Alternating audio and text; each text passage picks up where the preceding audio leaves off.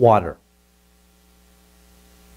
Right from the get-go, the creation story, water. Right? We see the story of Noah and his ark, water. Of course, there's the Exodus, right? The crossing of the Red Sea and the water is parted, right? And there's the story of Naaman. And Naaman, who has leprosy, goes down to the water. The Jordan River dips, and he is healed. We have, of course, Jonah. And Jonah tries to flee God's mission, go away from Nineveh and hop on a boat towards Joppa. But then there's the storm and then the whole fish thing and water, right? And, of course, Jesus' first miracle. Now, I mean, this is not a body of water, but he turns water into wine, right? And then, of course, Jesus is baptized in the Jordan River. Jesus says to the disciples, cast your nets on the other side of the boat. And there's water. That's at the Sea of Tiberias. Jesus, how did he pay the temple tax? He asked Peter to go down to the water, cast the line. And that was at the Sea of Galilee. Well, a lot of Jesus' ministry happened at or around the Sea of Galilee. He feeds the 5,000 people. And then later that night, he walks on water. And there's more. I mean, that's just a sampling of some of the stuff that happens in or around water. And when we look at water in the scriptures, oftentimes we see that water is emblematic of life, of healing, of new birth. But water also sometimes represents something that is dark, or scary, or even destructive. And today we're going to look at such a passage.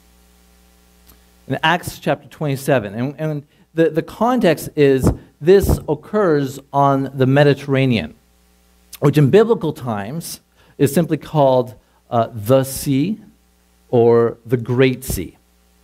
And it's being written by Luke, and Luke is on the ship along with Paul, the apostle. And so I'm going to read verses 13 to 26 of Acts 27. When a gentle south wind began to blow, they thought they had obtained what they wanted. So they weighed anchor and sailed along the shore of Crete. Before very long, a wind of hurricane force, called the northeaster, swept down from the island. The ship was caught by the storm and could not head into the wind. So we gave way to it and were driven along. As we passed the lee of a small island called Kawartha, we were hardly able to make the lifeboat secure. When the men had hoisted it aboard, they passed ropes under the ship itself to hold it together. Fearing that they would run aground on the sandbars of Syrtis, they lowered the sea anchor and let the ship be driven along. We took such a violent battering from the storm that the next day they began to throw the cargo overboard. On the third day, they threw the ship's tackle overboard with their own hands. When neither sun nor stars appeared for many days and the storm continued raging, we finally gave up all hope of being saved. After the men had gone a long time without food, Paul stood up before them and said, "Men, you should have taken my advice, not to sail from Crete. Then you would have spared yourselves this damage and loss. But now I urge you to keep up your courage, because not one of you will be lost. Only the ship will be destroyed." Last night an angel of the God whose I am and whom I serve stood beside me and said, "Do not be afraid, Paul. You must stand trial before Caesar, and God has graciously given you the lives of all who sail with you. So keep up your courage, men, for I have faith in God that it will happen just as he told me. Nevertheless, we must run aground on some island."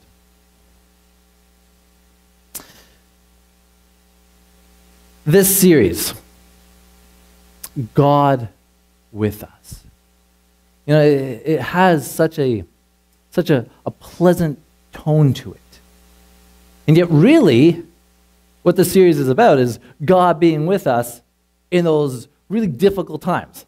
those times that are not fun.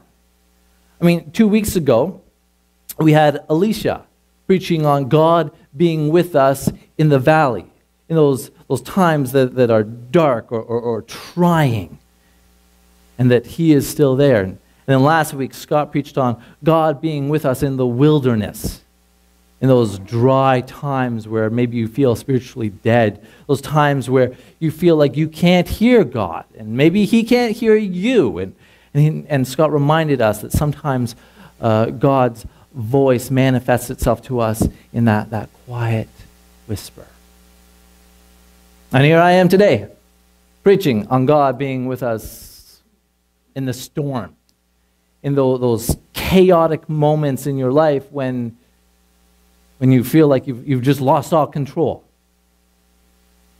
And I was thinking about these sermons, the series, I was reflecting on it, and I couldn't help but see the stark contrast between what Alicia and Scott and myself are presenting you as compared to what you sometimes hear from certain television preachers.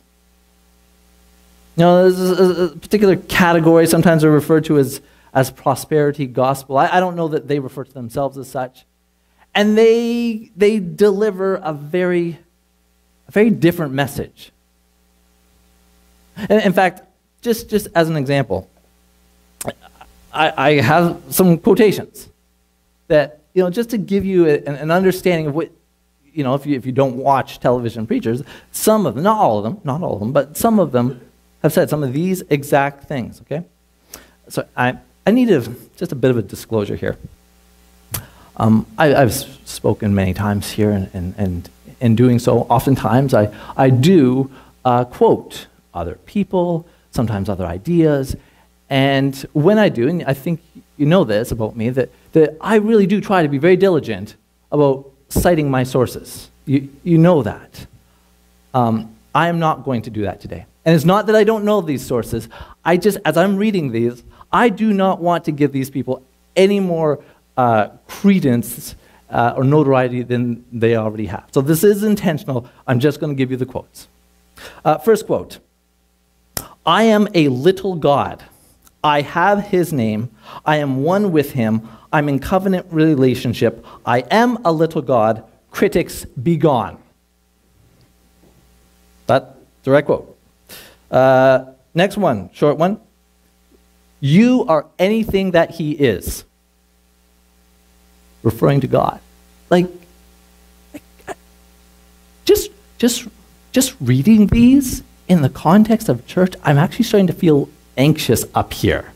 Like I'm just feeling nervous, just even reading these. I'm almost feeling like maybe I should, as I'm reading these, I should maybe stand over here, really, really close to Krista and Ashley, because surely God's not gonna strike me dead right here, right? Maybe that's what I should do, right? In fact, better yet, why don't I get Krista to read the next quote? I think that's a great idea. So Krista, well, if we can maybe get the handheld microphone, if you could just read. Here we go. Let's flip to the next page here. Just this top quotation right there. Thank you so much. He just wants to see what happens. "I am a billionaire because the assignment that the Lord gave me, He said, I want you to begin to confess the billion flow." Yeah. Can you imagine? All right, I'll do the last one. The last one says, "God said, it is time to tell the money you don't belong to the wicked. You belong to us. Money, come to me now."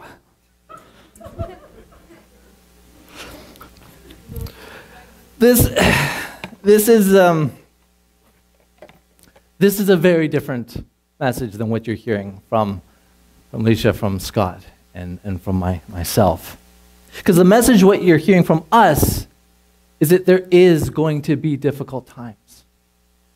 The message that you're hearing from us is that rather than proclaiming to be a deity or speaking to money or simply avoiding all difficulties, that there are times where, even as a Christian, even as you're in your walk of faith, you are going to have to persevere through tough times. Persevere. In fact, that word, persevere, comes from two words. Per, meaning through, and severe, meaning, well, severe or drastic. That there are times where you need to be able to push through difficult circumstances. And that is what we see Paul doing here in this storm. So how did Paul get into this mess anyhow? So let's look at the story. Paul is heading to Rome. He's heading to Rome, and the author of this book, Luke decides to put a lot of detail in this story. In fact, this story essentially starts when Paul is back at Jerusalem. And he gets to Jerusalem back in chapter 21.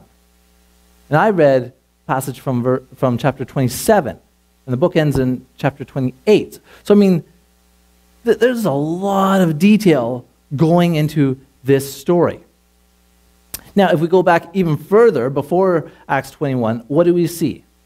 We see that Paul is going around preaching the gospel and winning many people to Christ, especially to the Gentiles. Now, the last time I spoke here, I preached on a guy by the name of Philip. And Philip, I said, was sort of like the first evangelist.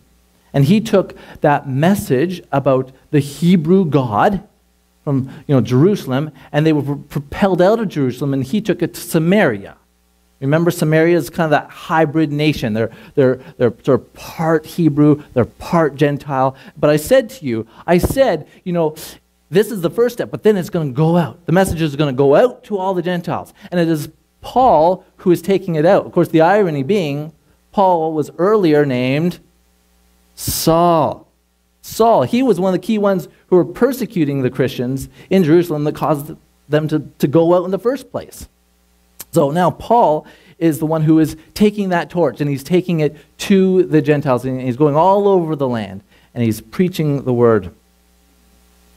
And as he's doing this, Paul feels the Spirit leading him to go back to Jerusalem.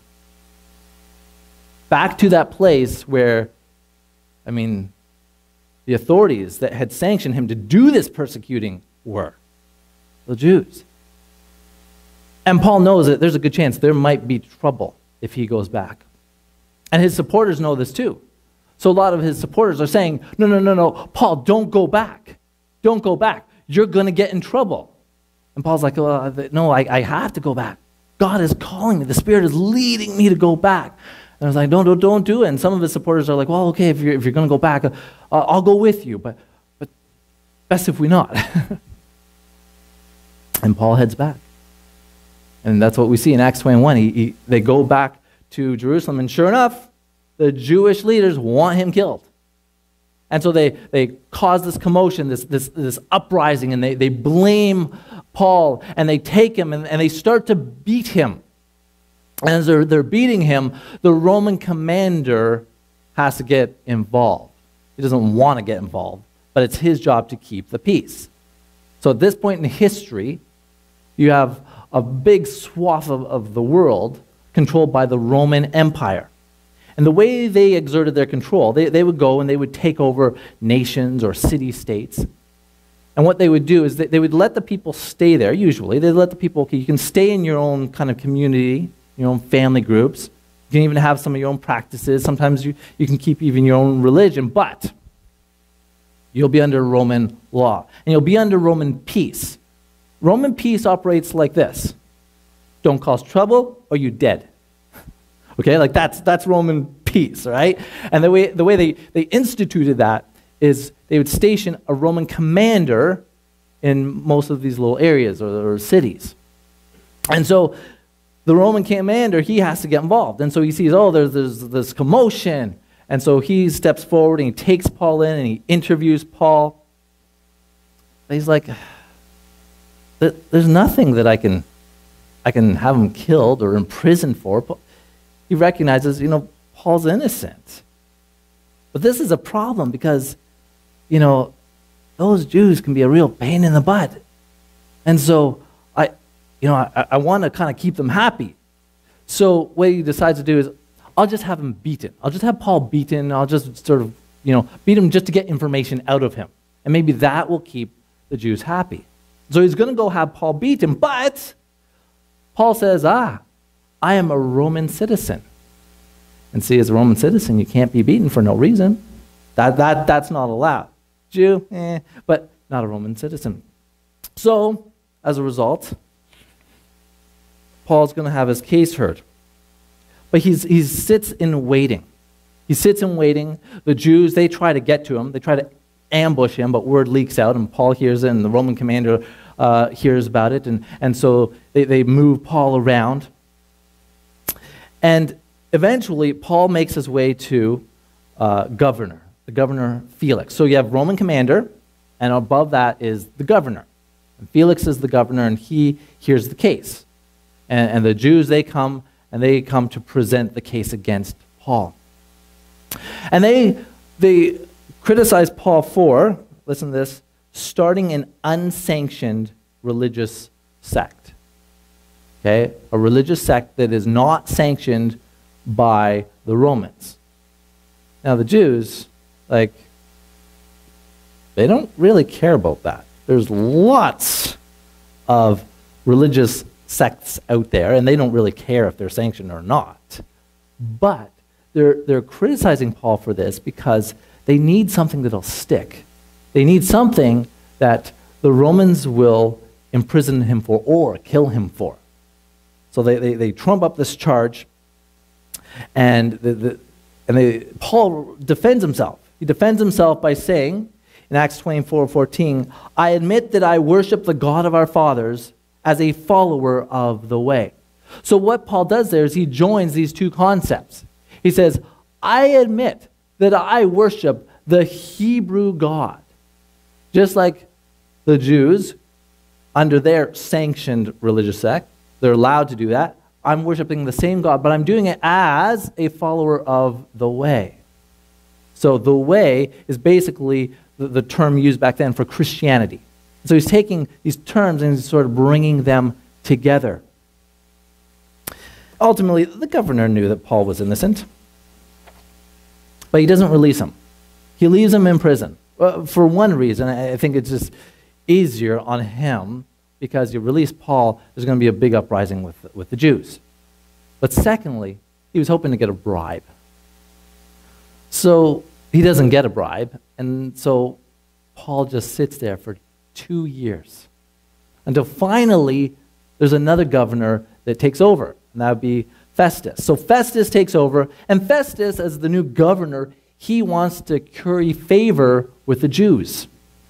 So what does Festus do? He says, well, I don't really care about this Paul guy. I'm just going to hand him over to the Jews. Let them have him. And Paul's thinking, no. I know what's going to happen here. I'm going to be dead. This is not good. So in Acts 25:11, Paul says, I appeal to Caesar.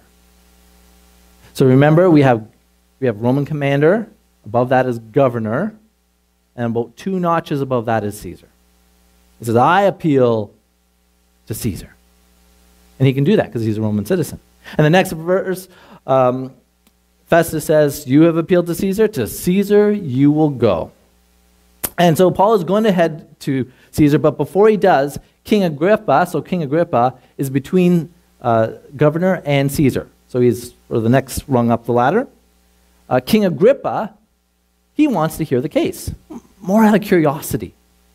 So he hears the case, and he says, you know what? Paul is innocent. He's innocent, but I can't let him go because Paul has already appealed to Caesar, to the guy above me. So that's interesting, but, off you go. And so Paul is given over to a Roman commander to be put on a boat. And he's put on this boat, And when I say Roman commander, I mean a Roman commander is not just one person. I mean, he is one person, but he is in charge of 100 or a couple of 100 soldiers. And so, there's a map here of where they're going to be sailing, right? And they're given over to this commander. And so a couple hundred people on this boat. This is probably the last voyage that this boat will make for the year. This is getting into the stormy season. It's very difficult to sail against the prevailing winds. And during this chapter, we start to see that they hit several storms. At one point, they come to a place called Fair Havens on Crete, and it's debated. Should we keep going, or should we stop here? And Paul advises them, because of the stormy season that's coming, Paul advises them, listen, we should camp here until the end of the season. Now, it's kind of interesting that Paul, he's a prisoner. Why would he even have a voice? But the thing is, Paul had a lot of sailing experience. So they actually invited him onto kind of the ship's council to make this type of a decision. And so Paul had this voice. He had it. They didn't listen to him, though. like time is money. We're going to press on. And that's what they do. They press on, and that's when they hit this storm. This hurricane-sized storm called the Northeaster.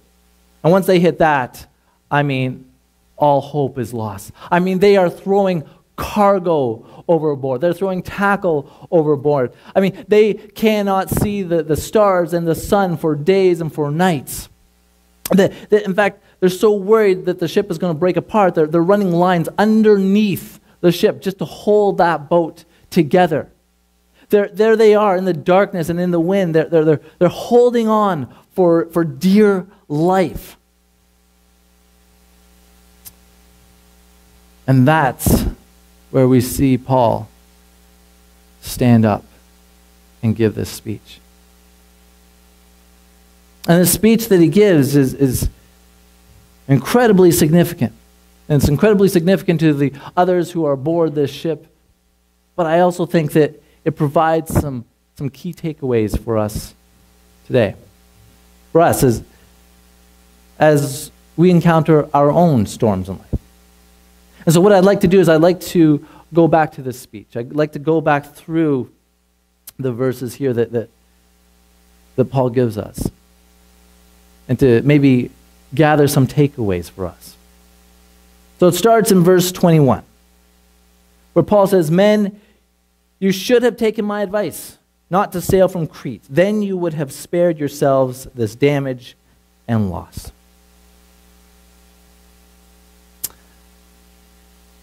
Paul sounds pretty arrogant here, doesn't he? It's a little bit of a, I told you so, right? And then, yeah, there is. Sometimes when I think about the characters we see throughout the Bible, and sometimes I think about, if I were to meet them today, like if I could meet the different biblical characters, if I could become friends with some of the different people in the Bible, and I have to say, I don't think Paul would be at the top of my list. I'm not trying to be disrespectful. Paul was brash. He said it like he thought it. He was like, one of those friends you have at the party and you're like, oh, don't say that. And then Paul he said things that others wouldn't say. And yeah, he was maybe a little bit arrogant. I told you so. You should have listened to me. But I will say this. If I'm in a life and death situation, maybe, just maybe, I want to hear from the person who told me so. Right?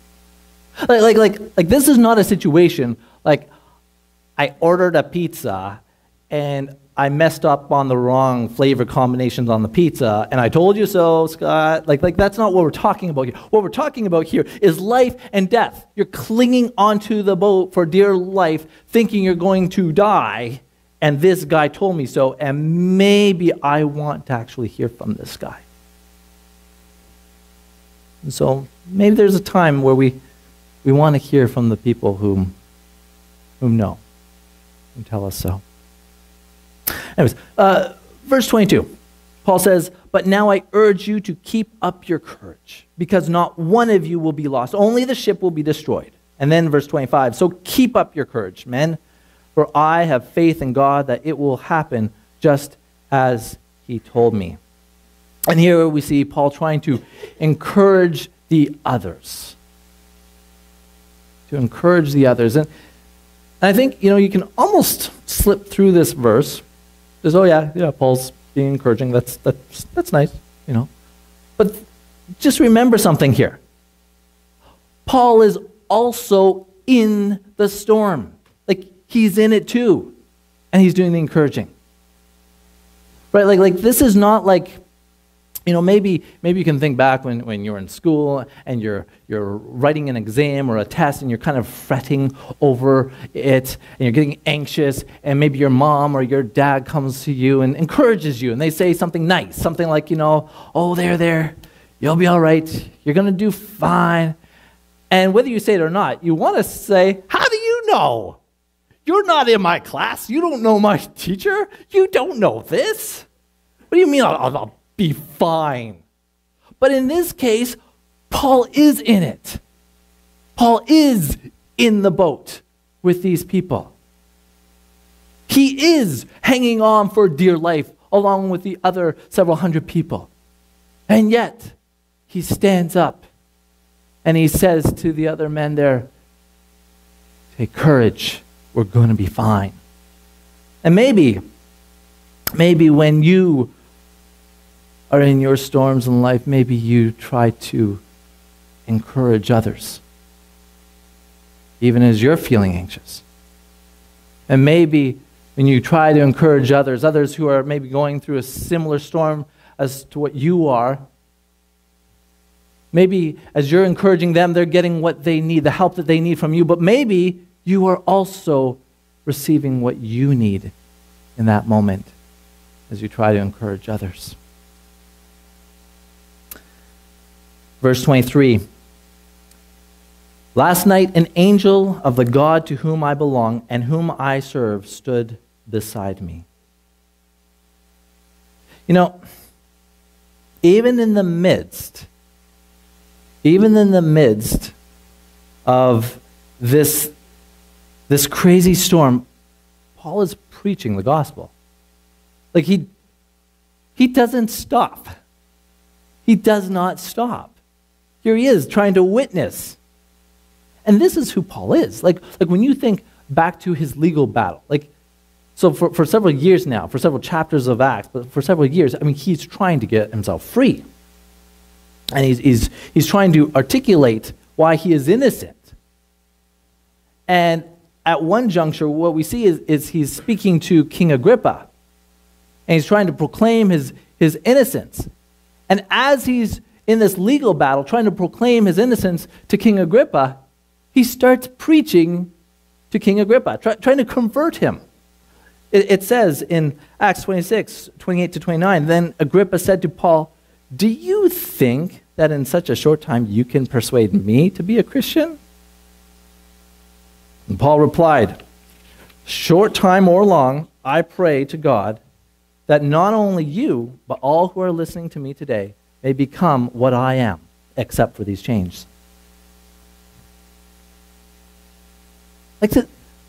Just think of how crazy that really is. Okay? Like you have been accused of terrorism. And you are standing trial. You're innocent, but you're standing trial because you've been accused. And you're sitting there on the bench. And as you've been accused of terrorism and you're proclaiming your innocence, you turn to the judge and you try to convert him into Christianity. And the judge looks down on you and says, "Do you really think that here on your trial, you're going to persuade me to be a Christian? And you look at the judge and you're like, well, I'm going to try. Right? And that's the type of guy Paul was. It doesn't matter the circumstance. It doesn't matter that there's a storm out. It doesn't matter that we're all hanging out for dear life. I'm going to stand up and preach the gospel. And that's who he was. You know, and maybe, just maybe some of the worst times to preach the gospel are maybe also some of the best times to preach the gospel. Anyways, Paul tries to take advantage of every opportunity. Verse 24, and said, do not be afraid, Paul. You must stand trial before Caesar. And God has graciously given you the lives of all who sail with you. And here we see that Paul, as he is holding on to this boat for dear life, he is also holding on to the promise of God. The promise that was given to him back in Acts 23:11 that says, the following night the Lord stood near Paul and said, take courage, as you have testified about me in Jerusalem, so you must also testify in Rome. And here we are, 4 chapters later, several years later, and here we have Paul holding on to this promise. And here we are in the middle of this hurricane-force storm where stars and the sun have not been seen for days, and where the thought of this promise must at times have seemed so bleak to Paul. And yet Paul is holding on to this promise. And I have to believe that Paul's ability to hold on to this promise is intrinsically linked to the closeness of his relationship with his Lord. And in those stormy times, what we find is that storms can shake our faith. But they can also further build our faith when we hold on to God's promises. When we hold on. And then the last verse, and to be honest, I almost didn't even include this verse in today's passage. Because all it says, verse 26, all it says is, nevertheless, we must run aground on some island. And, you know, it's just some little detail, some instructions that Paul is giving. And then I thought, you know, this is a really important point, that Paul is offering just some practical advice. And I think that's really important for us, that you know, in those times where life just seems so chaotic, so out of control, that sometimes it's easy for us to lose sight of the practical stuff that we know. And as we feel like our life is in complete disarray and chaos, sometimes we forget that, you know, you need to keep reading your Bible. Like, that's important, you know? Get some sleep. You need your sleep, right? And be active. Go outside. Get some fresh air. Go for a walk. Like, this is important. Eat. Eat healthy. Like, you need this. Stay close to friends, to family, to loved ones. Like you know this stuff. I'm not, right? This isn't even part of the passage, but stuff that we know this. But in the moments of the storm, sometimes we forget just these practical things.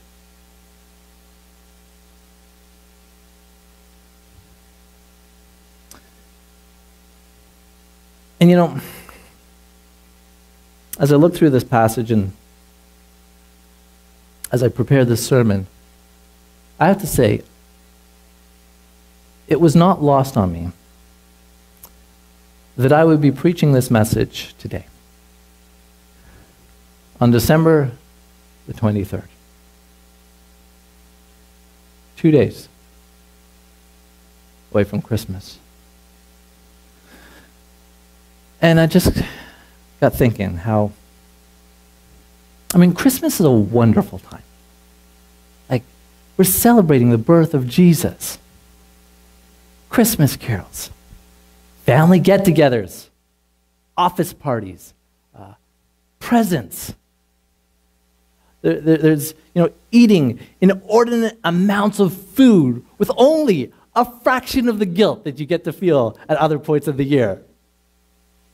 Free parking downtown Peterborough, right?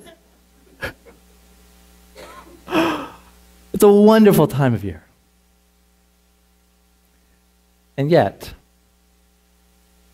for some people, Christmas is a really hard time of year.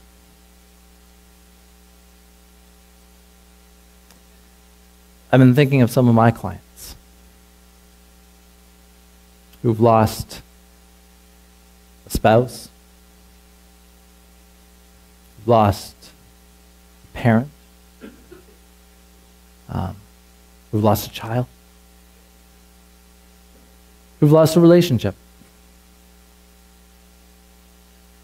Especially those who've had that loss this calendar year. Christmas can be a really tough time.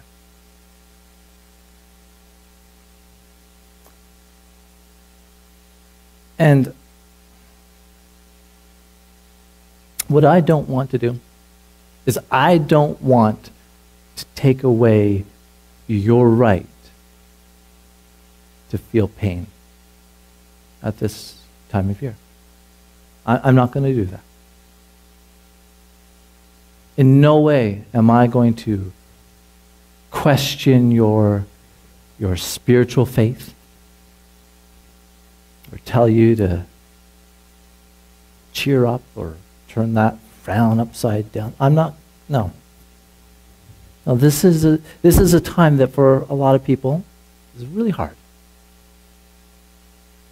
And I don't doubt that for a significant number of people in this room, December has not been a great month. And for a significant number of you, you're not looking forward to the coming week.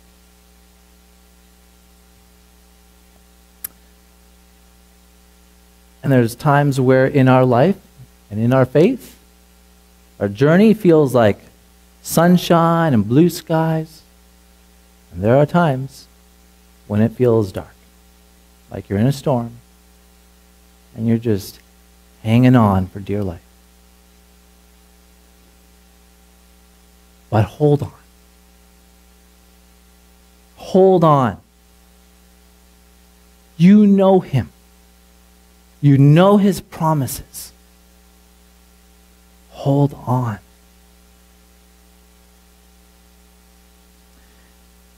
Henry Dempsey was a pilot. And on a flight from Portland to Boston, he heard a noise coming from the rear of the plane. And he gave the controls over to the co-pilot as he went back to investigate. When he went back, he found the problem, that the rear door had not been properly latched. The door flew open, and Dempsey was sucked out of the jet. The co-pilot saw the indicator light come on for the rear door that was now open, and he immediately reported and called for a helicopter search of that area of the ocean. And he requested permission to make an emergency landing. Upon landing, Dempsey was found to be holding on to the outdoor ladder of the plane. He had somehow, as he was sucked out, he had somehow caught the ladder and held on as that plane traveled at 200 miles per hour, 4,000 feet above ground for 10 minutes. And then, as the plane came in for landing, he managed to avoid his head getting hit on the runway. It took airport personnel several minutes to pry his hands from that ladder. Things in life will sometimes feel turbulent. And you may not feel like holding on, but consider the alternative. Hold on. Hold on. You know him. You know his promises. Hold on. Let us pray. Dear Heavenly Father, I thank you so much that I was not on that boat with Paul and Luke. I thank you that I've never been in a hurricane. But God, in spite of that, there are times where we do find ourselves in our lives going through times that do feel just chaotic. Really do feel like there's a storm where we just don't know what to do. Sometimes we feel like we're just being pushed around, Lord. And God, I pray that in those times you would help us. Help us to hold on to your promises, just the same way that Paul did. Not to lose sight of them. And maybe there are some who are sitting here today, and maybe they are going through a storm. Maybe some of us are having a hard time because of the season that it is. And God, I pray that we would not lose sight of the promises that you have given us. Help us to hold on. Pray all this in your holy name. Amen. Amen.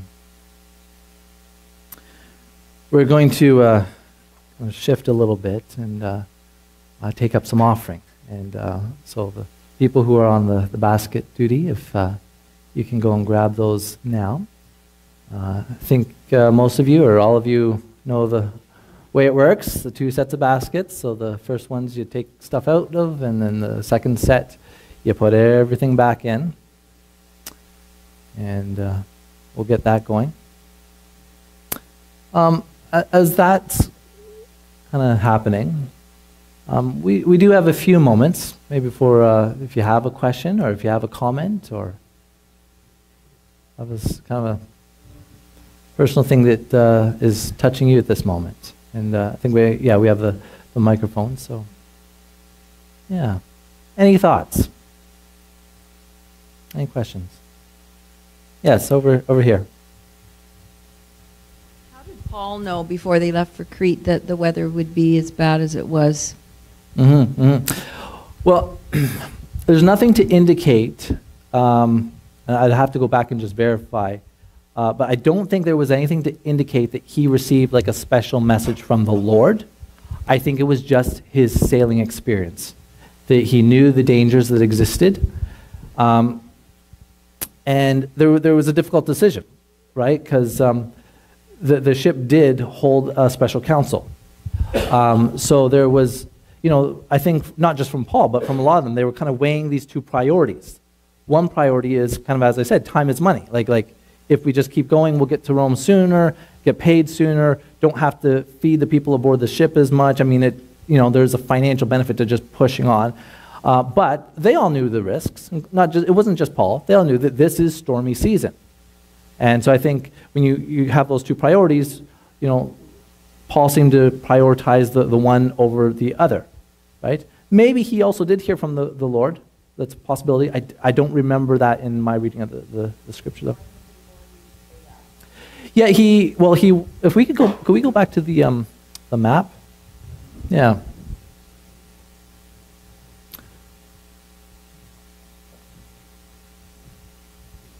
So they were up here when he warned them, right? So, and this is where the storm happened. So yeah, they'd already left Caesarea. So Paul was captured in Jerusalem, right? And he spent 2 years in prison in Caesarea. And then when they decided, okay, we're going to ship him on to Rome, then they started out, and it's fine.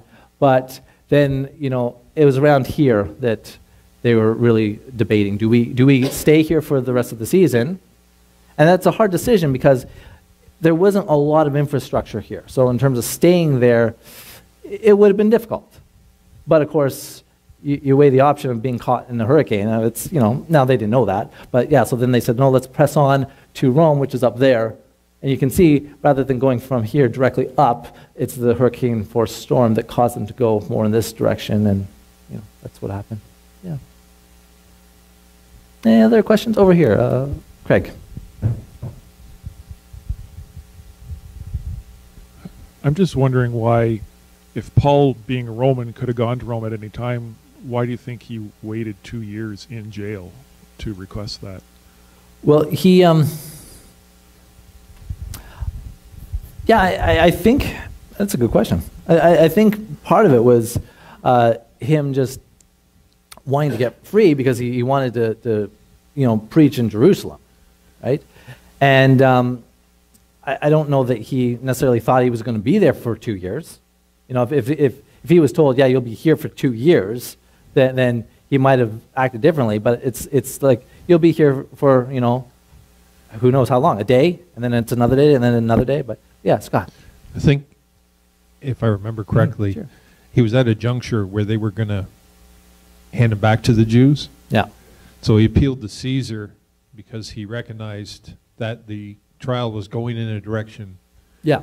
where he wasn't going to be in an advantage. Yeah. He was kind of in a lower, so what he did is he appeals to a higher court. That's right. That takes yeah. him out of that arena.